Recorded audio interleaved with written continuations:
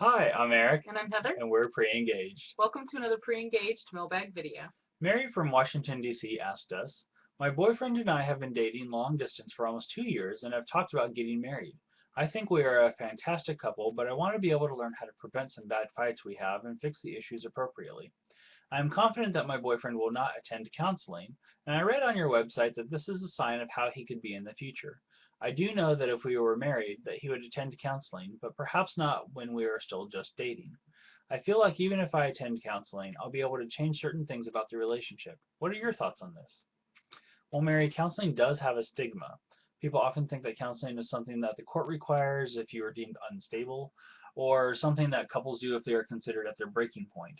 So a lot of people do view counseling as something negative and something to avoid.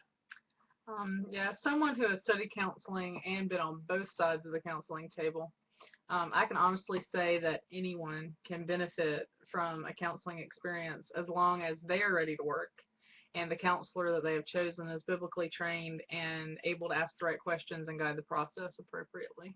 Yep. Additionally, it's also important to note that you cannot change another person. You mentioned that you'll be able to change certain things about the relationship. However, the fact is, you can only change yourself. Additionally, it's much more likely for a person to not go to counseling after marriage if they did not go before marriage, even if the person said they would. Unless the couple is at their breaking point next to a divorce, and well, at that point, it's often a half-hearted attempt just to say that they tried counseling. But, if both people aren't willing to go to counseling, but one is willing to go, we still recommend that the one who's willing attend counseling. Um, it's better to work on yourself than for no work to be done anywhere. If you work on yourself, you can begin to change those things in yourself that need work. But one thing to take note of is when you do start changing, that can cause stress to the relationship because he may not like the fact that you're growing, and when you grow things are naturally going to change, and if he's not in the process with you, it's going to feel a little bit threatening to him potentially. So that's something to take note of, but we would still recommend it. Right. And what we love about what we do is that it's more of a coaching relationship than a counseling relationship. Our aim is to help couples get from where they are to where they want to be, like an athletics coach or voice coach or financial coach.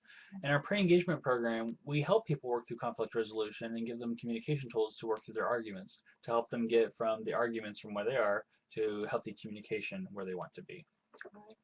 And the pre-engagement counseling model is known as preventative care. Benjamin Franklin was noted for saying an ounce of prevention is worth a pound of cure, and I love that saying. And yeah, we've definitely seen it, and we don't have specific stats on this, but I would just venture a guess that it takes about 5 to 10 times as long to work through the same issues from the marital side versus taking care of them on the premarital side, because when you get married you start to build up these walls and these resentments, and all this baggage comes into counseling with you, and you have to work through all those walls just to get to the issue at hand, and that just takes some weeks, sometimes months of counseling just to get there. So when people start at the pre-engagement level, when yeah, they might have a few arguments, they might have a few problems, but the baggage and the resentment hasn't had a chance to build up, it is so much easier to work through those issues at that point. And we just can't not say enough about pre-engagement as a first step versus waiting until you're married and the problems grow. Absolutely.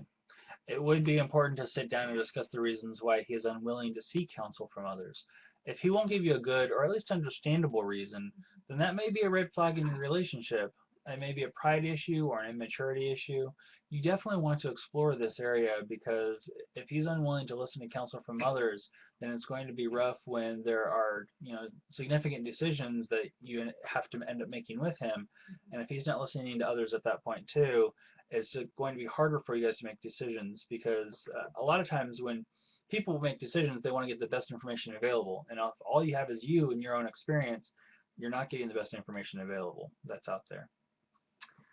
We would recommend that you continue to read our blog and other helpful resources. If you too are interested in our pre-engagement program, we offer a free 30-minute, no obligation consultation to make sure we're a good match for what you both need, and we'd be happy to meet with you too.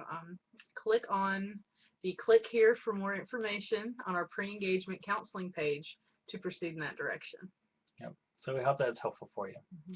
If you'd like to see another pre-engaged mailbag video, please click on our contact form and send us a question. We'd love to hear from you and help you too. Great to be with you.